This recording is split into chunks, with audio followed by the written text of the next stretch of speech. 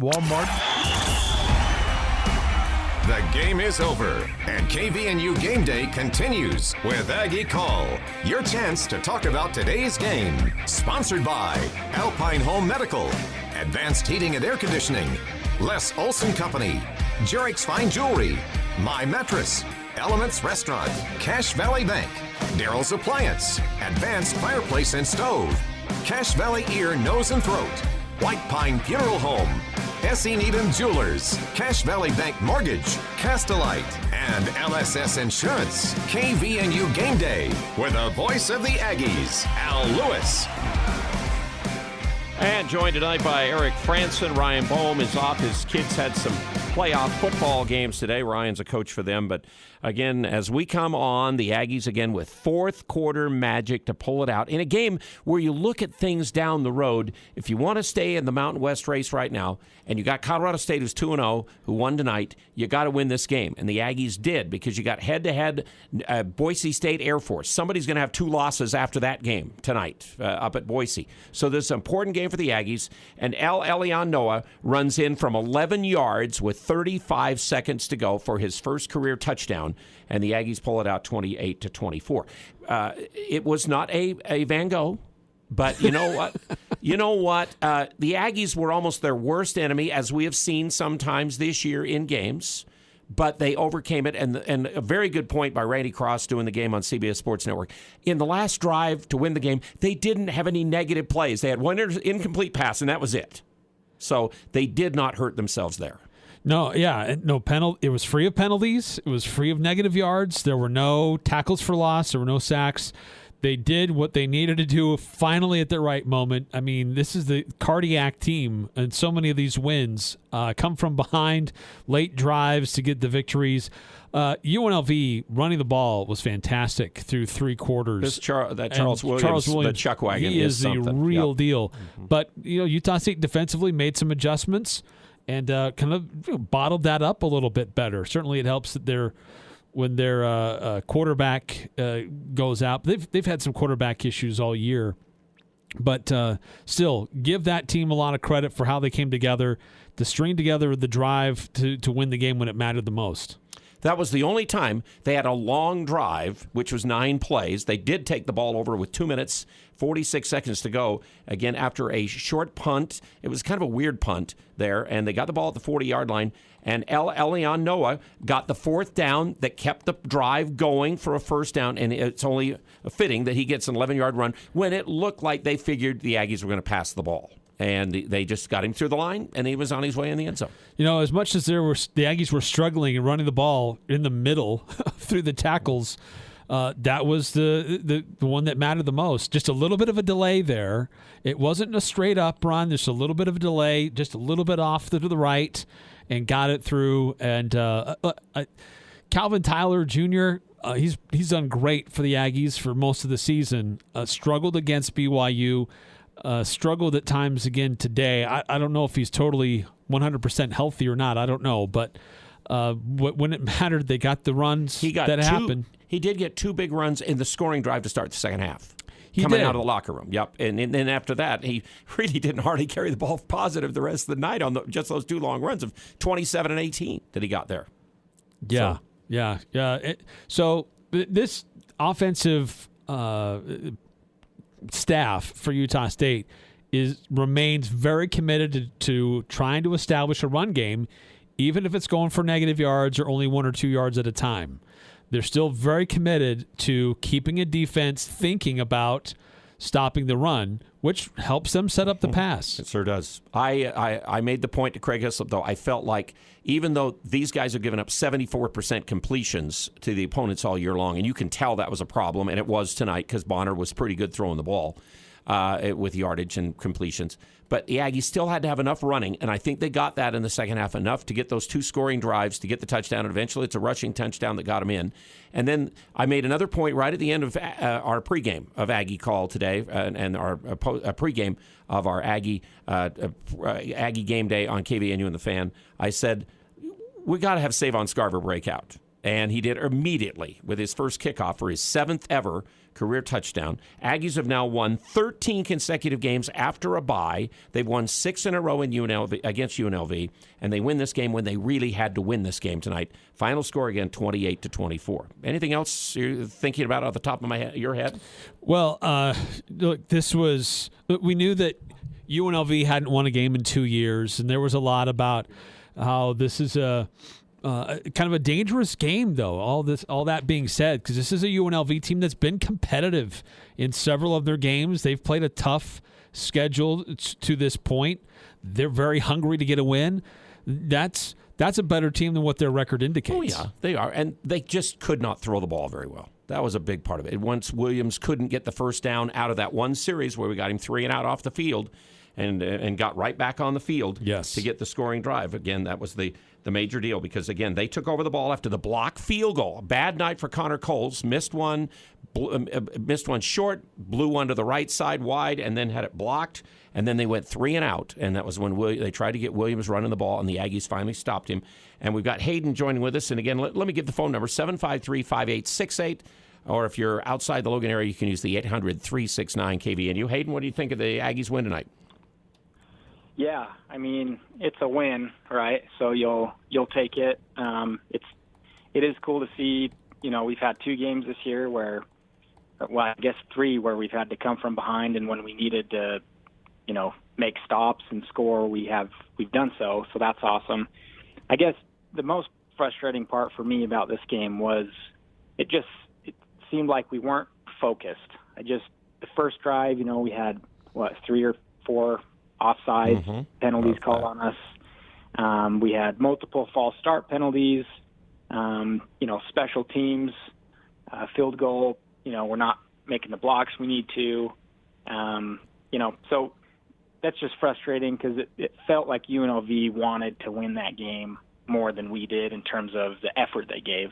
But, you got to give credit to our guys that, pulled it together when they needed.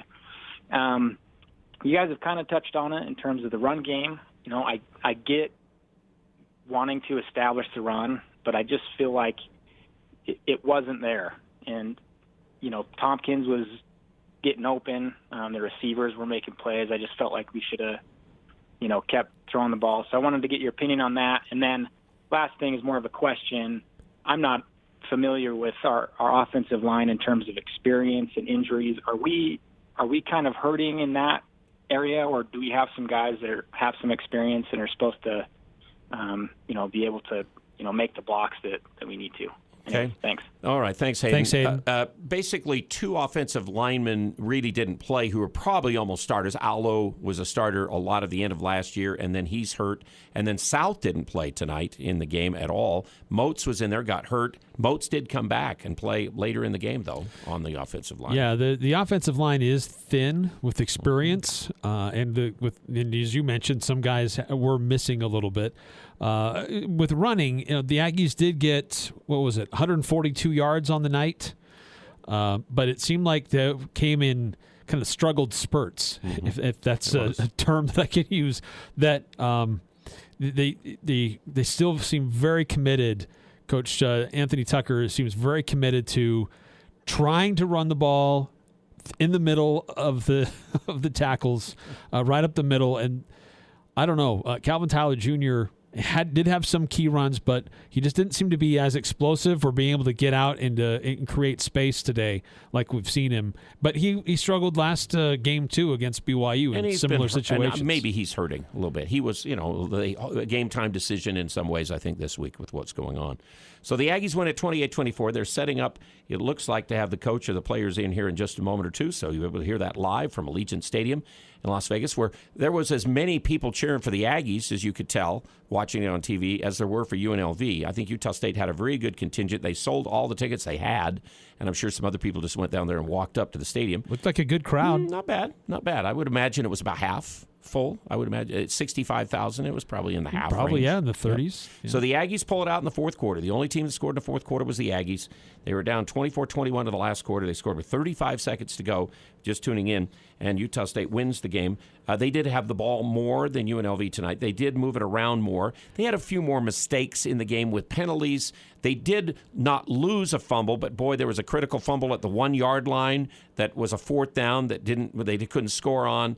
Bonner had an interception that could have been a pick six. Fortunately, again, we ran the guy down from behind on that play. They ended up, though, scoring on that drive eventually, so they did get some points off of that. So Aggies 28-24, and it looks like they're getting close to the coach, but not quite, so we're going to take a quick break on our Aggie Call postgame. We'll be back right after this. There's no reason to wheeze and sneeze while around dogs and cats. The Allergy Clinic, located in the Cache Valley Hospital and now in Providence next to the Bank of Utah, have an extremely aggressive treatment for dog and cat allergies. Get the help you need and stop avoiding friends and relatives' homes just because of their pets. Independent physicians Benyon, Blotter, and Robinette offer Cache Valley a full-time clinic to test and address all your allergies.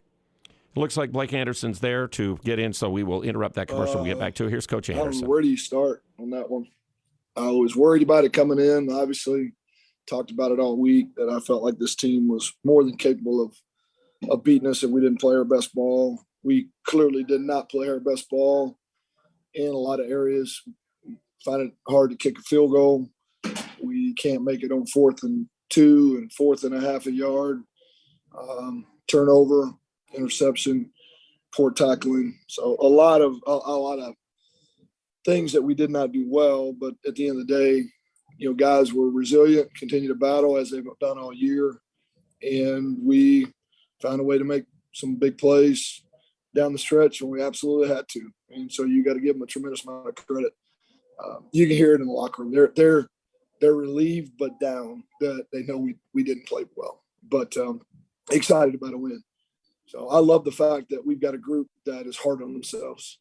And that when you walk in there, they're not in there dancing and celebrating. They're looking like, man, coach, we got to do better. Coach, we can do better. So I love that about them. I told them to celebrate it because getting a win against anybody, especially on the road in conference play, is hard. So in that sense, they deserve to celebrate and be excited. But I love the fact that they do realize that we have better ball ahead of us and that we got to keep improving. And it's going to have to do it on a short week against another really good team coming in Friday night. So what questions do you have?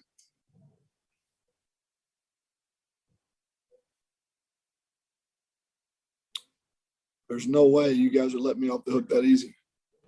Coach Anderson, Jason Turner from the Herald Journal. I mean, I've got to ask you about Savon Scarver. He just tied the NCAA record for the most kickoff returns in a career. Also had a 37-yarder beginning of the third quarter that set you guys up pretty there. How nice was it to see him kind of have that breakthrough performance this season? That was huge. We've been frustrated for him because for the last 5 weeks, nobody really wants to kick it to him. And the ones that did were kicking it 6, 7, 8 yards deep. And, we don't want to just be careless and bring it out. But, man, I told him all week, man, you're going to get one this week. Yeah, you're going to get one this week. And we felt good, number one, with how they kicked the ball and how they covered. I thought Nick and Bobby did a great job schematically of putting us in a position to get a big one, and then the kids executed. But at the end of the day, man, that dude's electric. He was hyped up and ready to go, and he did exactly what we needed him to do. And I couldn't be more proud of him. Coach Al from the radio station, can you talk about Logan Bonner did not have really a terrific start with that the pick and then a couple fumbles, but boy, did he return and come back and make some plays and throws. Yeah, not sure the picks were all on him. There's a lot of him and the wideout both being on the same page, and obviously it's a good play by the defense. But, I think he's thrown the ball enough and played enough that he understands that some of those are going to happen. You put the ball in the air as much as we do, and put as much pressure on him and the wideout to be on the same page with conversions and decisions that I don't think he lets that bother him a whole lot. He thinks the next play is going to be the next play that wins it. And it's one of the reasons you want him back there. We don't give up on him when we have a turnover like that. You know that he's going to go out and do the right thing the next series. And when we needed him down the stretch, he was poised and made big plays. So, and I don't think that's just him. I think that's offensively, across the board. We couldn't run the ball in the first half. We got a couple of huge runs late, one to score the touchdown. That's not a given. it's tough to score down in that area. So I think there's a lot of people that kind of were resilient and made better plays late in the game than they did early, including obviously Logan. I was going to ask you about the running game because it seems like second half you always come out and try to establish the run again, and it looked like it worked better there, but you just touched on it. So I'll ask about, did Devin Tompkins' great game open up right to make those 2 big catches on the last drive that really set you up? Tug did a good job. He and stuff low. You're always trying to create matchups and get guys free. I thought they did a good job of making adjustments, and we counter-adjusted it and lined down some different ways to try to create space. The guy's a gamer. He loves playing, and he doesn't mind people around him. But maybe 2 of the biggest catches of the night are Derek Wright and Griff, the 4th down catch where Griff climbs a ladder and brings it down, and the 2 catches right there on the last drive on the sideline, one that was really contested by Derek Wright. So you're getting big catches across the board. DT just keeps doing what he's doing. When your best player is the hardest worker in the room, everybody gets better.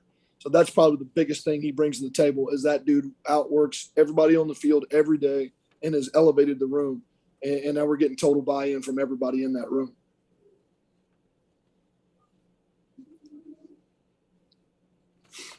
It was kind of a crazy game at times with the running game there. You busted off a couple of really good runs in the second half. They also bottled you up a lot.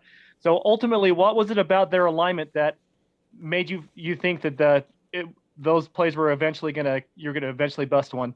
Well, we were really close several times in the first half. We also knew coming in their strength was their front, and that running the ball was not going to be easy. But we couldn't abandon it. We have to at least continue to try to establish the run. I mean, you can't just, wholesale throw it every down. I don't think anybody wants to be in that environment. And it's a good thing we didn't give up on it because several explosives in the second half when we had to have it, moving the chains on 3rd down, scoring there in the red zone, and then the big run that kind of broke things open for the first score to take the lead. We did make a couple of adjustments in the locker room at halftime and went to a couple schemes that I think fit a little bit better how they were playing us. And our guys did a good job. They didn't all hit. You got to give them credit. I mean, they are good up front, and they played the run really, really well most of the night. But when we had to have it, we executed well and popped a couple big ones to put us in a position to win. Coach, Charles Williams, UNLV's running back, had a big night. Did you just evaluate his performance? I mean, you guys bottled him up pretty well. I don't know what he is, but I hope he's a senior. That's one thing evaluated tonight. I hope he's done. He's physical. He ran through arm tackles the entire game. I thought his patience and vision was really, really good. I hope he's a senior. I don't want to have to try to tackle him a year from now. But I was frustrated with us, especially early. I think coming off the open week, we looked a little sluggish, a little heavy-legged early. Defensively, we were playing high. We weren't wrapping up.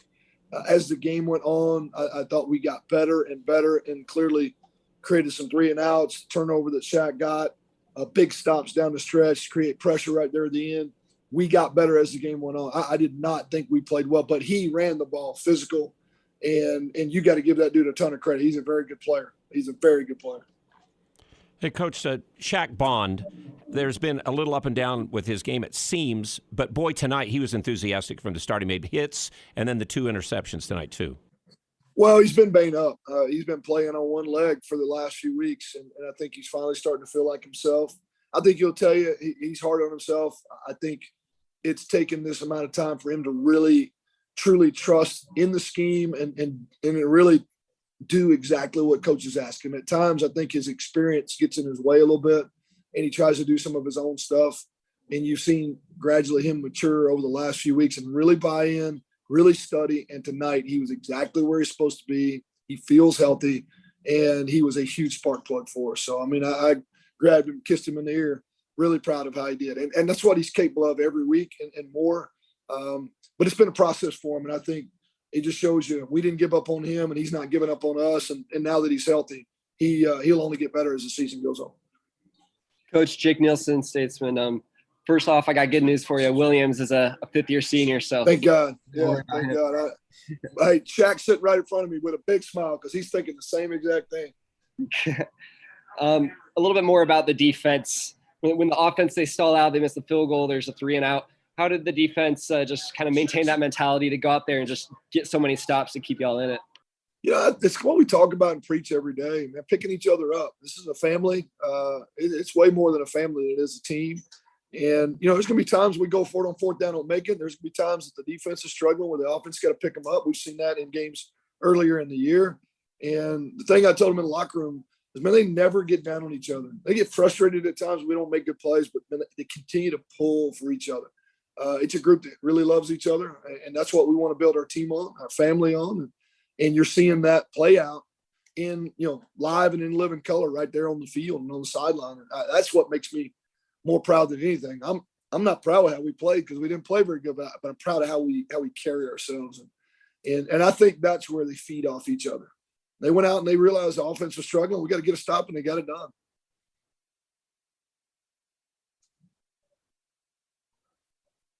Anything else? Thanks, guys. Where am I at? Coach Anderson there again, and he's brought to you by Alpine Home Medical tonight, the premier one-stop shop for your home medical equipment needs. Again, the service provider, 774-4500. Looks like Shaq Bond is going to stand in now for more of the postgame. I think he had 8 tackles to go along with that forced fumble down at the goal line. So go ahead and ask Shaq questions. Shaq, let me just bring up what I just talked about with the coach. It seems like, again, you were really on it from the start tonight. And the coach says that maybe it's taken a while for you to buy in, him to buy in, everybody to buy in. But you were really on it tonight to play in this football game, it would appear, with your hits and your plays. Yes, sir. Like Coach said, it's been a rough last couple of weeks for me, especially with my knee, not being able to run full speed, being about 80%. And just I'm very hard on myself, so I get down a lot whenever I don't make the plays I want to make because of something else. But always trusting Coach, and a big part of it was just trusting into Coach Bonda and his scheme. The past couple of years I've been having to cover backs a lot and do other jobs while I'm doing mine. And this year I've just been having to adjust of, trusting my brothers and my family that they're going to do their job, and I got an opportunity to just do my job and be great at it.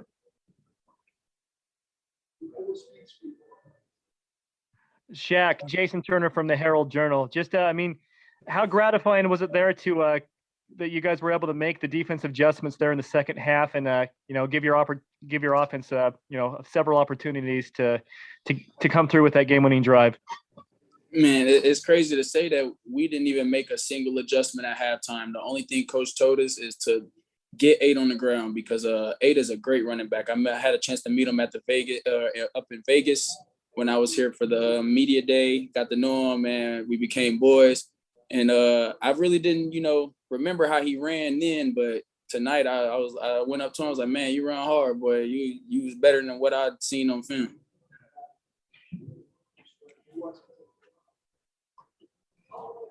Shaq, Jake Nielsen, Statesman. It's not every day you can come away with 2 interceptions like that. How'd that feel to get those big plays and then the one to seal the game? It felt great. I told the defense, just keep our head, keep our level. Don't get too high, don't get too low. And just make the play once they come to you. Don't try to do too much. And I really was talking to myself. But in those moments, once the ball in the air, I consider myself a ball hawk. And in those situations, I felt like a baseball player again, especially on the first one, just, getting underneath it, getting your arms underneath it, sliding into it. And then even the second one, just, laying out for a ball for your family to win the game, to get us off the field at a nice ride home. Well, Shaq, you actually tried to make the tackle on that play, and you were down, and then the ball gets flipped up in the air and all that. You continued to chase the play about 10 yards further downfield. I tried to jump the post.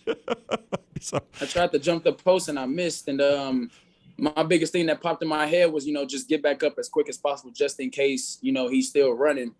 And by the time I got up, I didn't even notice that Mike stripped it. I thought it was just tipped up. And once I noticed the ball just being tipped around, some just told me to dive for the ball. And that's what I did. And it came out to be great. Can you just talk about how this team has been in these situations this year and how you're able to make the last play, either defensively, offensively, to win these close football games, how much different that feels to what you went through last year as a team? Well, first off, we got to give thanks to Coach Jackson and his crew. They came in this summer and transformed everybody. When I mean we can run for days, we can run for days. You might see us huff and puff, but I kid you not, our legs are fresh even in the third and fourth quarter. And that's really what we've been, working on every day. And that's really kind of our identity. Outwork everyone. We're not going to be the biggest. We're not going to be the fastest or the strongest, but we will outwork you and we will be good enough to outwork you and win. So we just take that and run with it. It might be a good game all the way to the end, but we know you're going to get tired sooner or later, and we're not. So we just try to keep trusting Coach A and his process and Coach Jackson each week, and it's paying off.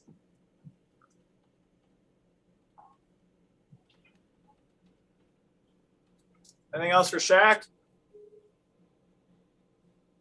Appreciate y'all. Shaq Bond brought to you by Travis and Ryan Lenhart. They started My Mattress back in 2009. The two brothers committed to helping people sleep better and specializing in the quality mattress sets that they have available, adjustable bases, pillow sheets, and mattress accessories at My Mattress. Aggies 28-24, still in the Mountain West race. And the Grandmaster DT is coming in now for post-game. It'll be Devin Tompkins. His 180 receiving yards are the second most of his career. He's had 400-yard receiving games in his last 5 games. His 2 touchdowns were career high. That's enough for now, right? Go ahead and ask Devin questions.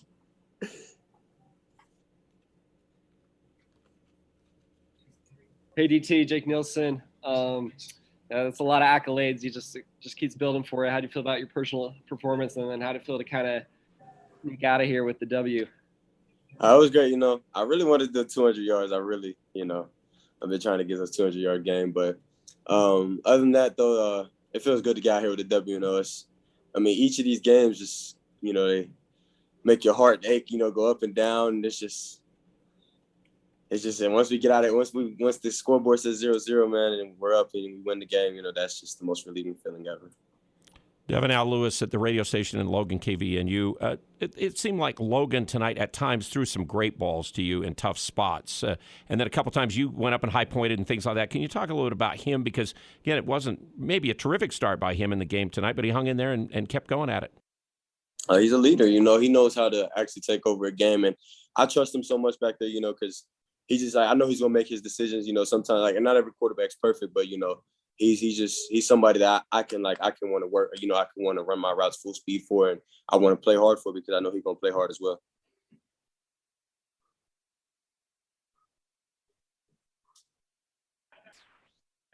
DT, you guys, the offense trying to go fast, but it felt like y'all were moving a little bit slower today. Was that a reason for that, just the adjustments and stuff, or what was kind of going on there? We really just seeing the coverage of the defense and things of that nature, because they were trying to do a lot of different things in the secondary, and but I don't think that there's an exact reason why we were moving so slow tonight. At times, we didn't really push the tempo as much as we usually do tonight. That's a true statement. So that's probably something we'll just have to talk about when we get back, to watching film and stuff on the game. Can you talk, though, about hanging in the conference race, which is something you guys wanted to do last year, never got a chance to do, and you decided to come back, and now you're at least win a game like this and don't drop this game and then make it really, really hard and things like that, how you guys are able to hang in there and win games late? We just fight. We play hard, it really comes back to us trusting our training and things of that nature. We worked hard this summer, and when it gets to those fourth quarters, the thing that we always, think about is just what we did in the summer. It was Coach Paul Jackson. He was amazing in the summer with his program and things of that nature. So we just really revert back to, grinding hard, whenever we get back on the line to run a sprint, that's basically what it is every single play, just getting back on the line and going. You don't really think about it. You get the play call and you just go until the clock says 0-0 in the fourth quarter. I was going to also ask you, you're back there with Savon now on kickoffs. How about him getting the NCAA record tire tonight? What did you think of that? I knew that was going to happen, man. I knew it was going to happen tonight. So, but he's, he earned it. He stayed down for a long time. He's been here longer than me. So it's like he really sat here and worked hard for this, and he deserves everything that comes with it.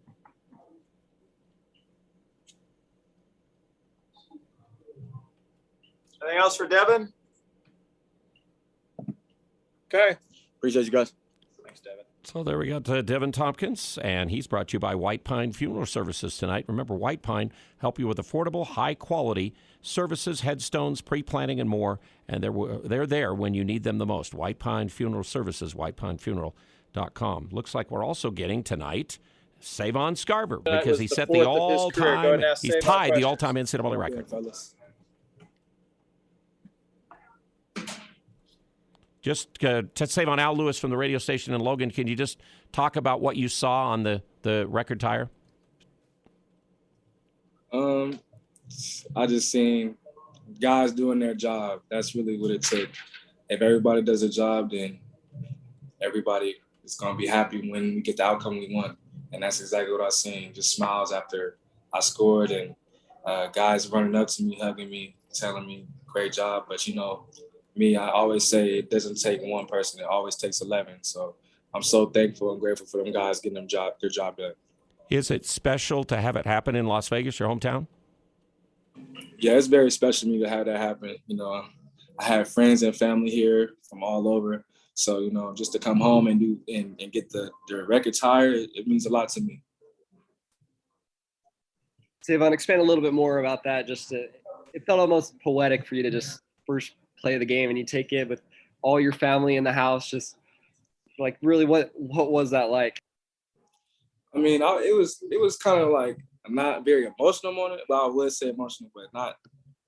So it just filled me up with joy, you know, because, you know, I've been working hard for it all week with the other 10 guys. And, you know, Coach Primsky drew it up and he told me that this week was going to be the week. And we both watched film. All of us watched film. And we seen their kicker was only kicking it to the goal line and up 5 yards from the goal line. So, you know, we've been staying patient and it finally had happened. But, you know, just doing to do it and get the record tire at home just means so much, you know.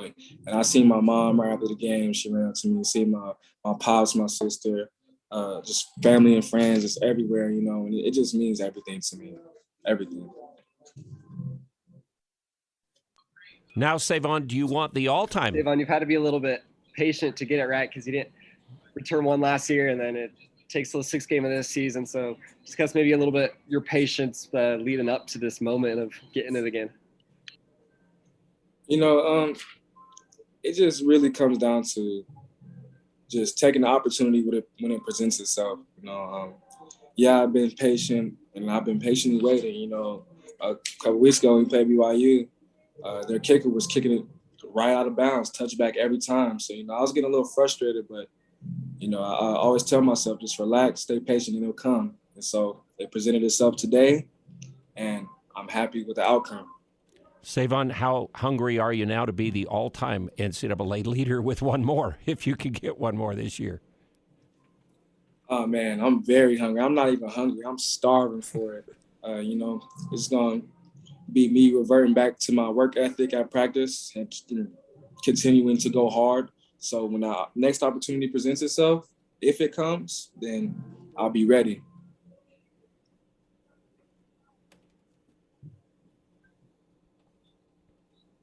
Anything else for Savon? Okay. Thank you, fellas. There's Savon Scarver. Again, all of our post-game there. Aggies 28-24 was the win in the game tonight, and that looks like that's it from Las Vegas for the players and coaches. So that does open up the lines. 753-KVNU, 753-5868. Eric and I are here tonight.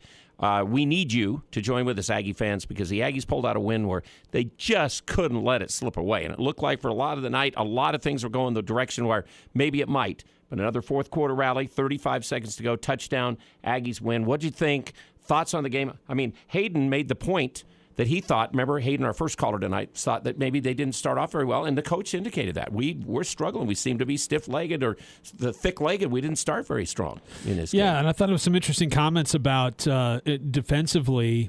You know, early in their game, they were hitting guys high and not getting them low. Was it who was it? Was it Shaq Bond? Maybe he said there were really no halftime adjustments. Zero. It would just get number 8 on the ground. Just adjust your techniques. We'll be fine. And they were able to do that. That first drive, though, that he came out, remember, he had a great drive in the second half. He did. He did. But after that, it slowed down big time. Through that point of the game, he had 195 yards, okay? And so he didn't end up with much more the rest of the football game after that first drive of the second half. Yeah, they really bottled him up. I thought they did a much better job of stopping those plays. They didn't have anything explosive in the fourth quarter. So Utah State made their adjustments. It took a while, but eventually they got it done. I mean, it would be great if this team could lead from the beginning to the end and just be in control and not have to fight and claw their way back into it. But that seems to be their MO this year. As long as they keep winning, we'll take it. As long as there's a W, we're okay. And the threes and out tonight, Aggies only had 1 the whole night long. They had 5 on the UNLV side. So 753 KVNU. Let's talk about it tonight, Aggie fans, on game day, post game on KVNU and The Fan. Appreciate you joining with us. Cold weather is here. Let the gold medal winner in the Best of Northern Utah's fireplace category help you update your home with Napoleon's full line of gas or wood-burning products. Building a new home? Let the professionals at Advanced Fireplace and Stove design and install your fireplace. From traditional to modern, Napoleon has something for every design and every budget. Install a product that will allow your family to make memories for years to come. Stop by at their showroom or visit them at advancedfireplaceandstove.com. Hi, this is Brian Webster. And I'm Garrett Tanner with Cache Valley Bank. In celebration of USU's homecoming and our post-COVID opening of our mall branch location in Logan, we're inviting you and your family to our Customer Appreciation event Friday, October 22nd, 11:30 to 2:30. We'll have a La Unica food truck and lots of goodies and giveaways. We appreciate our great customers and community. Come enjoy some good food with us in front of the mall at 1320 North Main, Logan on Friday, October 22nd. Cache Valley Bank, member FDIC, and go Aggies. Building, remodeling, Daryl's has the wall oven for you. This is Jay from Daryl's Appliance. We have a great selection of single and double Whirlpool wall ovens in stock right now. Whirlpool wall ovens help you manage mealtime for the whole family. That's at Daryl's, where service always comes first. Daryl's West on Airport Road. See Daryl's Appliance in beautiful downtown Benson. There's no reason to wheeze and sneeze while around dogs and cats. The Allergy Clinic, located in the Cache Valley Hospital and now in Providence next to the Bank of Utah, have an extremely aggressive treatment for dog and cat allergies. Get the help you need and stop avoiding friends and relatives' homes just because of their pets. Independent physicians Benyon, Blotter, and Robinette offer Cache Valley a full-time clinic to test and address all your allergy concerns. Most insurance products, including SelectMed, are accepted. The Cache Valley Allergy Clinic, with 2 locations inside the Cache Valley Hospital and now in Providence. Call 753-7880. That's 753-7880. KVNU Game Day returns with the voice of the Aggies, Al Lewis, Eric Frenson, and Ryan Boehm. And Ryan's not with us tonight. That means you need to be the Ryan Boehm. You need to call us and give us your opinions, thoughts on the game, what you saw, questions you have about the game. Aggies win 28-24. Again, overall now 4-2 and 2-1 in conference play. And the Aggies hang in there in this division because, like I said, Colorado State won tonight against New Mexico. They beat them 36-7. New Mexico hardly had 100 yards in the game offensively. I mean, they are not a great team, obviously, but Colorado State's gotten much better, and defensively they're good. It'll be a real test this next Friday night. It'll be a 7:30 game at the stadium on Friday night. Homecoming, right? Mm-hmm. I think it is. Yeah, this Colorado State team's improving. They're 3-3, they're not going to be pushovers at all. 3-3, 2-0, and whoever loses between Air Force and Boise has got 2 losses now in the division tonight. That's right. Right now, Air Force has the 21-14 lead in the third quarter. So you've got a situation here where the Aggies can hang in there, keep taking care of things that they need. They can take care of, keep winning, and they'll play for the conference championship if they just keep winning. Wyoming has a loss. Mm-hmm. They've lost 2 now. Yeah, that's true. Mm-hmm. Yeah, because they lost today to Fresno State 17-0 in a game where they had a little more than 200. Fresno hardly had 200 yards in the game and still ended up winning 17-0. Sean Chambers threw 3 interceptions, and that helped field position for the Bulldogs. A couple texts coming through on our text line. This was from 0737. 3 points that are being made. 1, Tyler Jr. needs to learn that running into the back of your lineman isn't a great approach. 2, get the kick off the ground. Long snapper blocks that thing with the back of his helmet. And 3, finish drives if they are so set on establishing the run. Put Peasley in and run RPO. Okay. Now, we didn't see Peasley not at one all. snap. Not one snap. series or designed play or anything. 6-5-4-3, a very concerning game. This is not a good UNLV team. They're ranked 128 out of 130. True, they're not good. They cannot really throw the ball with the quarterback situation they've got right now. Now, I don't know if Brumfield, their guy who they want as the starter, is hurt. Is a better he's got to be a better passer than the other guys. Yeah, they've got a real quarterback problem. They do. And this kind of goes to this next point. This is from 9315. Does the UNLV game concern you, or is UNLV turning the corner and becoming a good team? They only lost to Fresno 38-30, and Fresno was a ranked team at that time. And so, I mean, you know, two of the teams they lost to are undefeated. Now, they're not great in college football. They're UTSA and Eastern Washington, but they're undefeated teams. Iowa State's only lost 1, I think, going into today. Arizona State's playing Utah tonight. They've only lost 1, and the only game they really got blown out in is Iowa State. Yeah, and they hung in there with UT San Antonio, who was undefeated, and they won today like 40-something to nothing or 7. They should be in the top 25 coming into this next week. So, but it is concerning, though. They've played a tough schedule. They've been competitive in a lot of these games, but still, this is a team that hasn't won in 2 years, and they've got some real issues. Utah State struggled mightily in several areas of the game today, stopping the run, which has been a problem most of the season. It's not just that's Air Force and they've got a good running attack, and that's BYU and Algiers a great running back.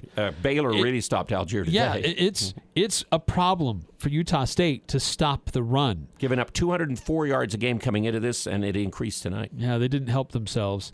And then penalties. This team has had some games where penalties kill drives, back them up, give opportunities and extend opportunities for their opponents. They've got to be more disciplined.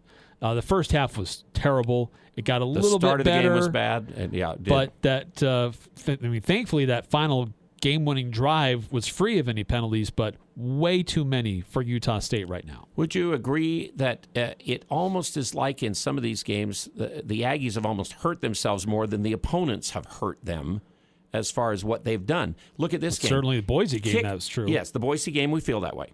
Kick a field goal tonight, and maybe you don't feel, if he gets 1, he might get 2. You don't get that done tonight. You fumble at the goal line on a 4th and 1, and and the quarterback has to drop on it at the 2 on a fumble exchange. So there were some golden opportunities tonight that could have even been, that made this not winning the game in 35 seconds. But throwing a pass into double coverage, get picked off. Now, the coach said maybe that was the quarterback. Yeah, he was trying to act like maybe it was the quarterback. Maybe not his problem. But it was kind of a shaky start because Logan Bonner fumbled one other time early, and we recovered. Yeah, they had a hard time holding on to the ball a couple different times today. Thankfully, they were able to recover most of those, but still, you're right. I think Utah State has been they've been a victim of their own selves. Almost more than some of the defenses have done to them this year. I would agree with that. Okay, 339-0321 is the text line, and 753-5868 is the phone number. We need your calls, as we've heard from the coach. What did you think about what Savon Scarver did tonight? To tie an NCAA record all time. And we'll go through some of the names that he's on that list with now. We'll do that here shortly on game day as well, as he had that kickoff return in the game after UNLV drove down, had a touchdown, the pass that they overthrew, so they had to settle for a field goal. And they lead 3-0 right off the bat. The Aggies come back 7-3. They led for like 14 seconds. And then they get the first play from scrimmage and run 75 yards or whatever it was. And then the Aggies are chasing. Then the Aggies get the lead back. And then they take it right back again. Right, their next possession. But then finally, Utah State does get it with 35 seconds to go to win it. 28-24 at the final score. Game day continues on The Fan and KVNU right after this. Advanced Heating and AC is honored to be named gold medalist for the best of Northern Utah in the AC HVAC category. They were named silver medalist for place to work and remodeler contractor. They thank you for your votes of confidence in their company. You have many choices when it comes to your home's heating and air conditioning system. Make sure you choose the gold medal winning company, Advanced Heating and AC. Call 752-7272 or stop by their showroom west of DI. Online at advancedheating-ac.com. Hi, this is Bob Larson with LSS Insurance. Are you confused by TV commercials telling you all that you're missing from your Medicare coverage? These national ads are offered by people you will never hear from again and are only interested in selling you something. Let us answer your questions and show you in detail your Medicare options. We're your local agent, here to help throughout the year. Please call 752-9493. Why not take advantage of every benefit available? Come see us or call 752-9493. This is Dave Simmons for Les Olson Company. Every great team knows that you have to train to stay on top of your game. Even top players continue to practice the fundamentals. That's why Les Olson Company offers free IT security awareness training so your business can stop threats before they become a problem. Learn what to do in case of a suspected phishing attack. Don't take risks. Take action with the Les Olson Security Suite. Get your free network assessment at lesolson.com.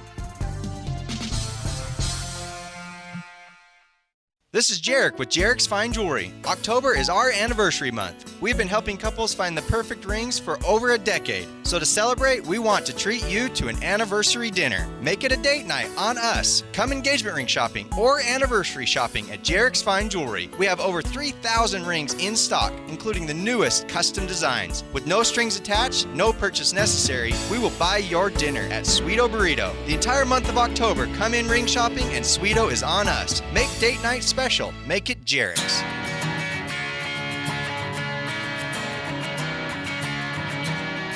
I love that comment from Savon Scarver. Starvin' Scarver. You know, he says he's starving to set the NCAA record now. He has held the record now as he's got 7 career kickoff returns with C.J. Spiller of Clemson, who played from 2006 to 2009. Houston's Tyrone Carrier did it from 2008 to 2011. Memphis's Troy Pollard did it from 2015 to 2018. And Rashad Penny from San Diego State, who eventually was drafted by the Seattle Seahawks in the NFL. And he did it in his career again from 2014 to 2017. All right, 753-KVNU is our phone number. Our text line is 339-0321 if you want to do a text. Jess wants to be on the show, and we love having callers. We'd love to have you join with us. Go ahead, Jess. What's up? Yeah, I'm actually calling from Las Vegas. I was at the game, and even though we didn't play well, it's nice to know we can win when we don't play well. And all I can say, I mean, Iowa was heavily favored today, and they would have taken the ugly 28-24 win we got. Absolutely, they would have. What was it like down there today, Jess? What was the atmosphere? I mean, sounded like about as many Aggie fans as UNLV fans, really. Oh, yeah, we had a good representation from the Aggie fans. And they were, like, real, especially behind the team on that last possession. Okay. That's awesome. Any other observations or thoughts from the game or what you saw? I mean, it's nice that, Bonner, he's coming through in crunch time, even if he's playing poorly at other moments. Well, it was, I'm not saying he had a horrible, it just a little shaky at the start, but 21-32, some of those passes were just lobbed or perfectly thrown. The one to Tompkins early where we eventually at the goal line didn't score, he could have, if he'd thrown that ball a little bit more on target, it would have been a touchdown. But he was 21-32 for almost 300 yards in the game. Not bad. So you can't feel bad about that. All right, Jess, appreciate you joining with us from Vegas. Have a good time down there, but make sure you're careful when you're coming back, okay? Or maybe careful down there, too. Thanks, Jess. Jess. A lot, Jess. Appreciate it. And again, Eric will keep track of the text line for us. We do have another one that's come through. This 9315 is not stopping the run because we don't have the right players or the wrong defensive scheme, or what do you think it is? It just seemed like in this game, we just were tackling poorly. And, and I had one of my friends text me and goes, "Where's Logan Rice?" And for a long time, you didn't even notice him. I mean, normally he'd be a guy who would be making some of those tackles and arm Justin tackles Rice? or what? Or just Logan Rice is a Logan High football player, I think. But, Okay. So, but whatever. I mean, you just and wondered Marcus where he Moore was ejected early in the game. Mm-hmm. I mean, so that defensive front's a little bit thin, what they normally do. But you're right. Williams is a strong runner. Mm-hmm. And it looked like they had chances at him at times, and he was strong. And got their through. offensive line, they created gaps for him in lanes. Utah State struggled to adjust to get in the right places. So that was a little problematic.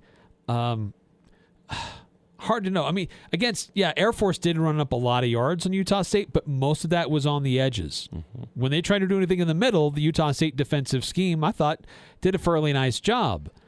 But it is an issue that Utah State continues to have a problem addressing, is how to effectively stop the run. I think they did a good run defense against Boise State, but there's been a few too many games BYU here was just halfway through the season where they've just been gouged in the running game. We gave up a big run against Washington State. We gave up a big run or two against Air Force. We gave up a big run against BYU. We've given up big runs tonight, 75-yarder. I mean, we've been gashed for big yards, and you can't do that. You just can't do that on a regular basis. And problem is it's become a regular basis. Yeah, we're halfway through the season, and it's happening in every game.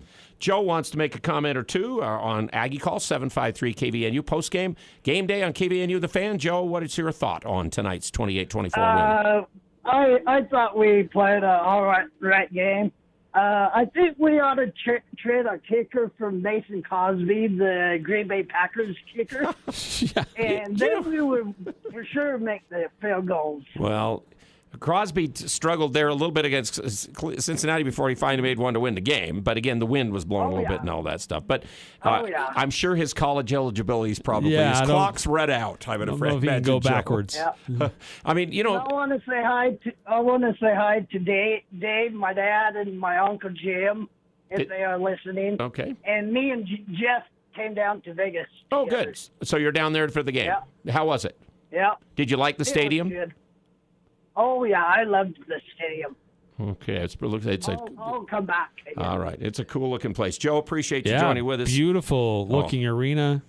I mean, UNLV, man, great that the Raiders come in and build that thing and let you come in and hang out for a little bit. But that's going to be a nice addition for the Mountain West. It looks really good when Vegas is in there. You can see Vegas logos, the field they bring in for the artificial turf for them. They really take ownership of it. They do. And then they have the real grass that they pull in from down at the south end when it's the NFL game day for the Raiders when they play there. Yeah, beautiful arena, and Utah State will make a couple trips down there over the next few years. This team knows how to stay in there. Yeah, I think you have to give this coaching staff a lot of credit. We hear the players give a lot of credit to Coach Jackson with the strength and conditioning that happened in the offseason. They don't get down on themselves. They'll have a lead and lose it. They'll keep fighting. They'll be down double digits, and they keep fighting. And they find a way to win it in the last minute. So these guys have a lot of confidence. They're not shaken by the two losses that they had back-to-back. Took the bye week to get healthy and are back at it. Another double-digit deficit where they win. So at every game that they've won this year, they've been down double digits and won. They were down 17-7 in this game. And really, in a lot of ways, when they were down at that point, some teams, the way it was going there at the start, I mean, we get a kickoff return, our offense hadn't even been on the field, and they've scored, 10 quick points, and then they get another touchdown. And, we're kind of thinking, some teams, but, conditioning makes a difference. But there's also some stuff going on with coaching and the team themselves between their ears and their hearts have changed of how they're approaching these kind of situations, of not looking at each other, pointing a finger, thinking somebody not doing their job or whatever. Just, hey, let's hang together. Let's go back and get it done. They scored in every quarter 7 points tonight to get the 28-24. That's what it ended up taking. Hey, I want to go back to some of the comments about the kicking. I mean, Connor Coles was great earlier in the year. But I think people need to remember this guy's playing on a broken foot. And you I can't were imagine. The one who got that. You were the one who broke that with the interview. Yeah, so. I can't imagine just walking up and down the hall every day with a broken foot. This guy's out there playing football and kicking field goals. And he's been able to manage it, and he looked like he was managing it fine earlier in the year. I don't know if it's caught up to him or what, but I'm also there's just some frustration about some of the play calling that happened leading up to those field goal attempts. Like, it's 3rd and 30, and we run a run play off to the left, and we get 2 yards. Some of the play calling made us scratch our heads tonight. And we think they're going to jump off sides on 4th and 25 or 4th and 30, timeouts. and we had to burn timeouts on that. That didn't make sense. The long field goal was online. It was just short. Yes. The one way wide right, and then the other. It looked like the one texter said it hit the back of the snappers. It was a UNLV guy who got his hand up. They gave it the credit was given to a guy named. I had his name here, and now I don't have it. A UNLV guy. Doesn't matter. Yeah. But again, it is. So the problem is when a kicker starts missing, it just seems like it's so hard for them to turn things around. But he did make 4 PATs. He did. Made he was a difference. perfect. 28-24 game. That makes a big difference. He won the game with the 4 PATs. Yes. I guess you could look at it that way. All right. Hey, appreciate the calls. We need more. 753 KVNU. We got the final stats for Cache Valley Bank. I'm going to give Castellite's rock-solid hit of the game tonight because Shaq Bond made 2 early hits. Remember, he's the one who knocked the ball free from the quarterback when he was trying to score the one time. We almost recovered that fumble, but they recovered at the one. He made another earlier hit as well. So he'll get our rock-solid hit of the game from Castellite in this game. Shaq was great tonight. He was the most noticeable positive game that he's had since he made some plays early in the Washington State game, and then he kind of got hurt, remember, towards the end of that game. Yeah, had a little bit of a setback. Coach. So it sounds like he hadn't been the same since. Yeah, with his injury and kind of reading between the lines, coach is not necessarily real happy with how he's freestyling a little bit, not trusting in the scheme and what his assignments are, but he's getting dialed in to what they're asking of him. Yes. He's been coachable. And it's working. All your block, brick, rock, paver, and tile needs, you go where the pros go. You go to Castellite. All right, 753 KVNU. The text line is 339-0321. And the Ags win. We'll update all these scores, too, when we come back on our game day tonight, post-game on The Fan and KVNU. West Point Dairy Products at Hiram is hiring. West Point Dairy Products has been manufacturing high-quality butter for over 25 years in Cache Valley. They're currently expanding and want you on their growing team. West Point Dairy Products offers competitive wages for entry-level positions starting at $18 per hour, full benefit packages, double time on Sundays, a $2,000 sign-on bonus, and tremendous opportunities for growth. For immediate consideration, call Express Employment Professionals at 435-213-9595. Colonel? Good morning, sir. I see you found a way to keep our cannon out of the mud. Pavers, sir. As a mason, I used to lay them for courtyards and patios. Brilliant. Thank you. They hold up beautifully no matter how punishing the conditions. I can see that. Say, after the war, think you'd be available to pave my patio at Mount Vernon? Stone pavers from Castellite really catch your eye. Do it yourself with the expert help at Castellite. For all your brick, block, rock, paver, and tile needs, go where the pros go. Castellite.com. S.E. Needham Jewelers is where Utah gets engaged. We offer a large selection of personalized service and extraordinary benefits with our integrity price guarantee. At match quality, you'll find our prices to be as low or lower than any store in the state. We consistently beat any 50 to 70% off sales, internet pricing, or so-called wholesale deals.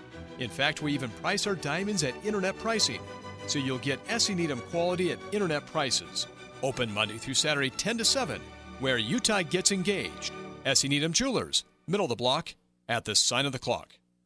This is Ryan at My Mattress. Look, I admit in the past we've been a little bit hard on Lewiston for not buying mattresses. All that has changed now. Lewiston has practically written IntelliBed into their city bylaws. This makes us feel like celebrating. Hooray for Lewiston!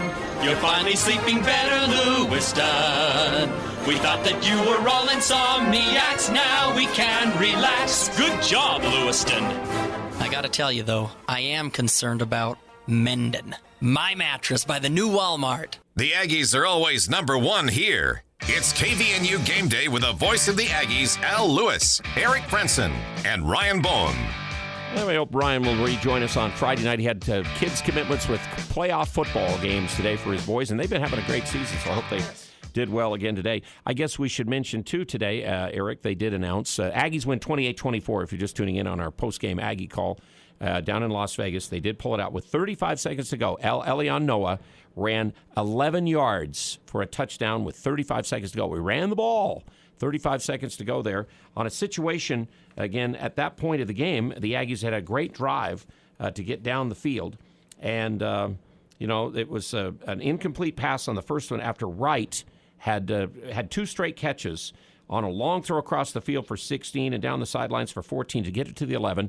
Then they had an incomplete pass, and then on the second down, he ran it in with 35 seconds. Well, that defense had to be spying Devin Tompkins the whole way. McGriff had made a pretty big catch, too, and so they got to be spying those guys. And Derek Rice just out there doing his thing and making himself open. And, look, he made a great catch, but that was a great throw, too, that only Derek Wright could get. Across the field, that one was a terrific play. Right on his back shoulder. It was a great throw. Open on the other one. And Elion had got the fourth down run earlier in that series when we went for it on fourth down. He gained 3 yards when we needed 1 to get the first down. Yeah, that was back on the Aggie side of the field, right? And they're right just at trying to keep the drive alive and keep going, and got just enough. Went across midfield at that time.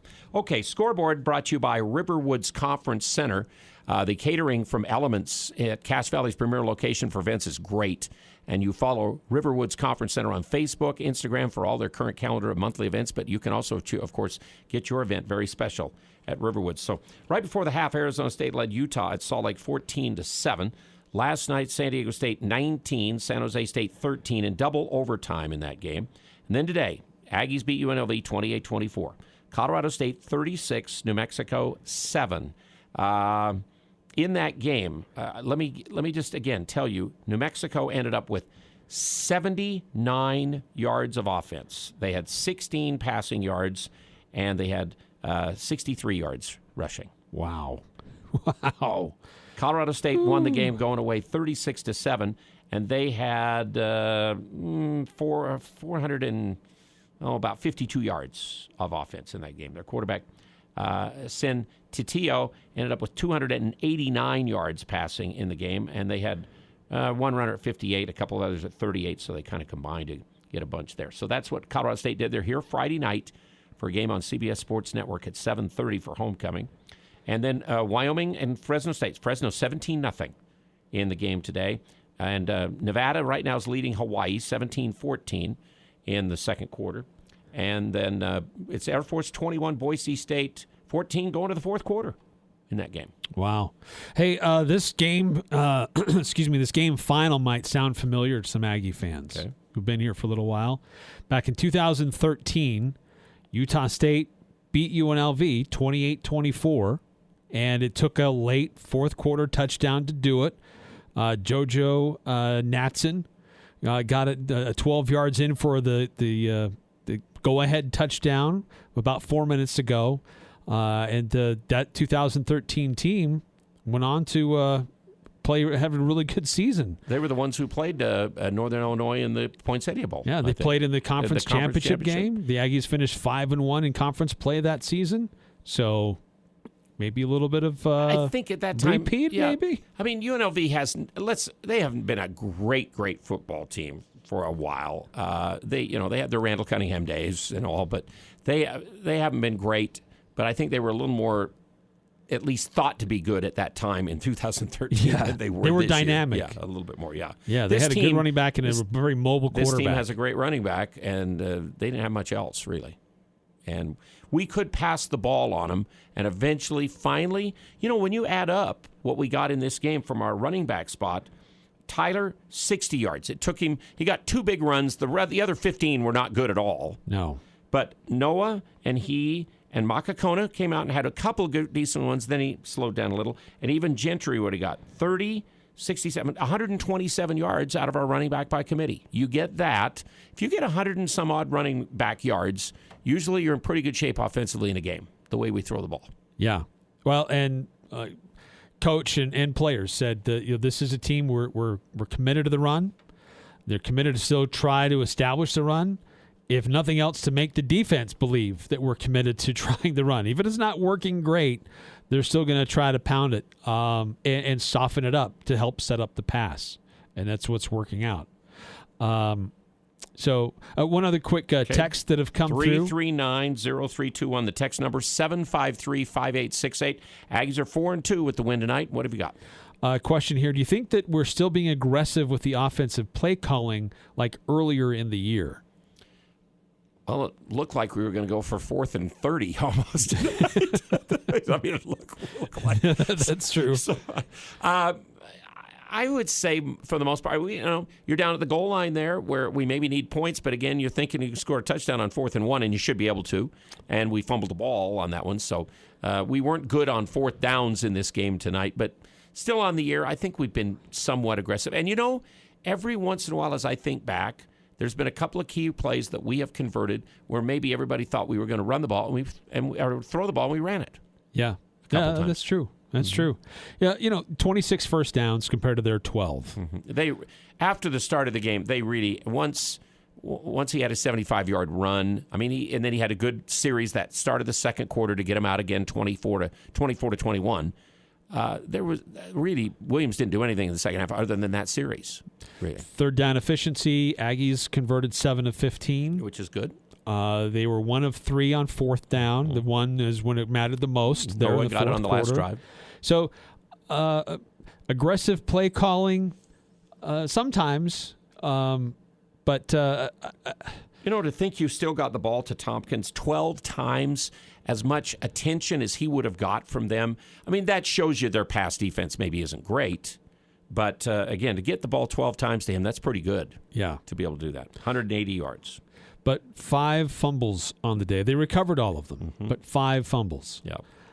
8 penalties. There's a lot this team still has to work on if we want to have a repeat of that 2013 season when they get to the conference championship game. What did the coach said? We still have not played our best game, and after the game's over, and they're 4-2, we still haven't played our best game.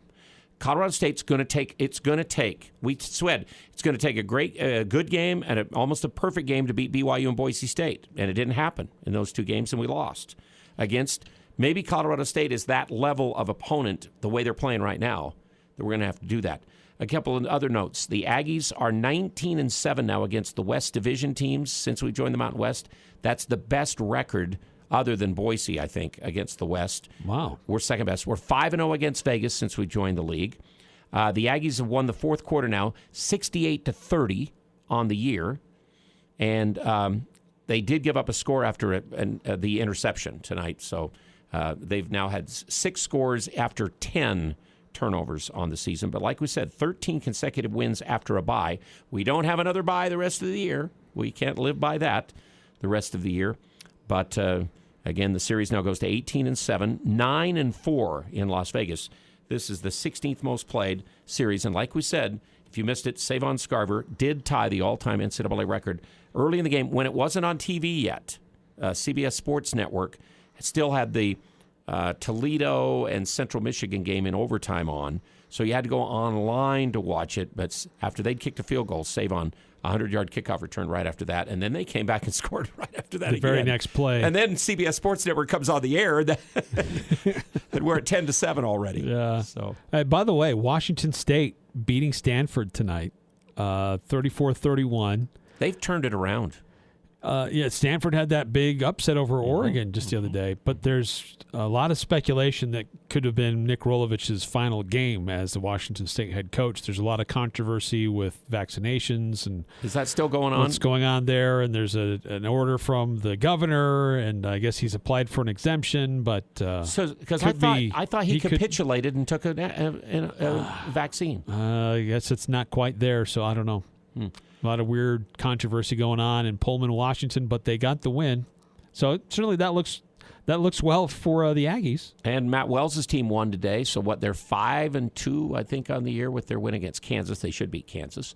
Oklahoma beat TCU tonight, and of course the big upset is number 2, Iowa, who Colorado State played pretty tough earlier in the year, but it was the final score was 24-7 per Purdue, winning that game today. They had beaten Colorado State, lost to them 24-14 was the final score of the Colorado State-Iowa game earlier this year. Yeah. The Utah State got the win tonight, which is great. The opportunity to still be in the conference championship game is very much still alive for Utah State, but it's not going to get much easier. They still have some tough teams. Colorado State coming in this week, they've got a couple of victories. They just hammered New Mexico. They've got a lot of confidence coming into Logan. And they've then got it's Hawaii. Different coach. Yep. After that. Hawaii is playing well against Nevada right now on the road. Yeah, we got 2 in a row at home. And then we go to New Mexico State, and then we've got Wyoming and New Mexico in there to finish the season, too. Yeah. So there are opportunities still for Utah State to get this and still win the Mountain Division. But this coaching staff is doing a great job viewing every opponent as great, the best team that they're going to face all year, whatever. But this Aggie team still has a lot they need to address and get better at. One final break here, one final chance for you to call in at 753-KVNU or use the text line. The text line available at 339-0321. And again, Eric does full court press with Ajay over on the Fan. They use that text line all the time, and you can use that there, but you can use it here tonight on our game day coverage of the Aggies on the Fan and KVNU. Aggies win 28-24. We'll be right back. I'm here with Jay Broadbent from Alpine Home Medical. Jay, I hear your ads for CPAP resupply all the time. What do I need to do to just get that taken care of? It's easy. We can set up your CPAP resupply within a few minutes. We'll work out all the insurance for you, and then we'll start mailing the supplies straight to your door. You can even chat with a CPAP specialist online. Just visit us at alpinehomemedical.com. We'll have you sleeping better in no time. Alpine Home Medical, we bring wellness home. The Riverwoods Conference Center is the center in Cache Valley for business, entertainment, and special events. Whether you're hosting a large or small event, you have the choice of inside with all the new modern interior renovations or outside along the scenic banks of the beautiful Logan River. The Riverwoods is an ideal choice, offering seamless planning, easy catering coordination, and will make your event as professional or as beautiful as desired. To book your next event or for more info, visit theriverwoods.com or call 435-750-5151. We'll see you at the Riverwoods. My name is John Brenchley. Last year, my father, Lynn, passed away. Our family misses him tremendously. From the first phone call we made to White Pine Funeral Services until he was laid to rest, White Pine helped us every step of the way. The staff was there to guide us through the entire process. They were kind, gracious, and their facilities are amazing. White Pine helped to make the difficult situation of losing my dad into a positive experience where we could remember him and celebrate his life. White Pine Funeral Services, here when you need us most.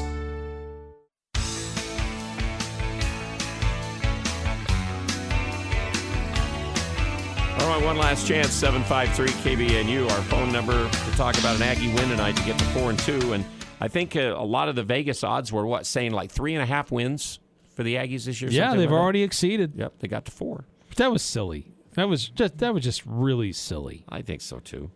But, again, Utah State took care of it tonight. Let's mention LSS Insurance, one of our sponsors. They believe their job starts once you select one of their great plans, and they've got the insurance plan you're looking for.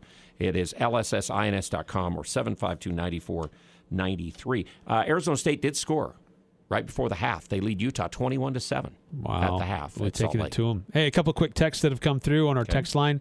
3122, where are the tight ends?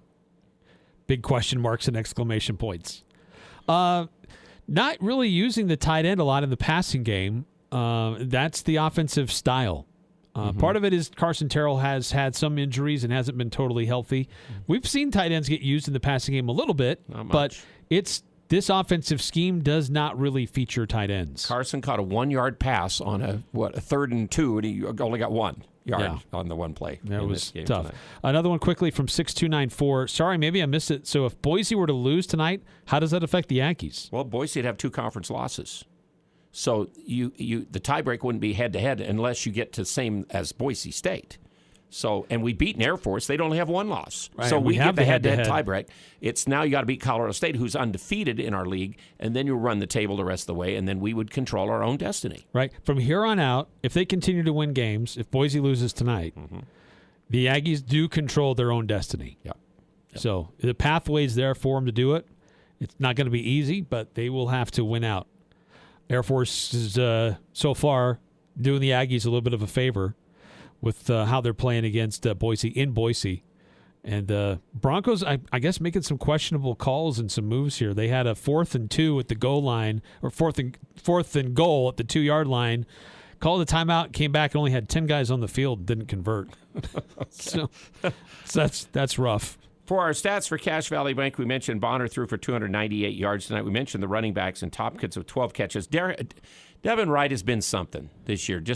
You never expected he'd be the player and the impact guy he is for us. 5 catches, 83 yards, really set up the touchdown with 2 good catches. Bowling caught one tough one for 14 tonight. McGriff got the one eventually. It was reversed, and he caught it. Now, again, we missed a field goal after that, but 1 for 11, and then Scarver had the one toss in front of him for 9 yards on that kind of flanker around play.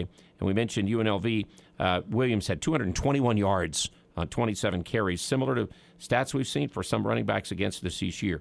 So the Aggies 440 yards. Boise State had 330 yards passing. Aggies 298. UNLV, not Boise, 111. But they had 219 rushing. But the Aggies got 142. So the Aggies got almost 6 yards of play, and so did UNLV by the end of the night. But we had a lot more plays than they did in the game. And again, we had it for 33 minutes. They had it for 28. We had the 8 penalties. Only one official turnover in the game, and they had the 2 interceptions against them. We only punted twice. They punted 6 times in the game. So that's the stats for Cache Valley Bank. Again, they've got this grand opening coming up at their North Logan location in front of the mall going on, and they are one of our great sponsors. We appreciate, again, everybody joining with us. Eric, thank you very much. We'll get Ryan Bone back with us next week, and we'll be on again Friday night for game day. As our world changes, we'll keep you up to date. News Talk KVNU Logan, 102 FM, 610 AM, the voice of Northern Utah.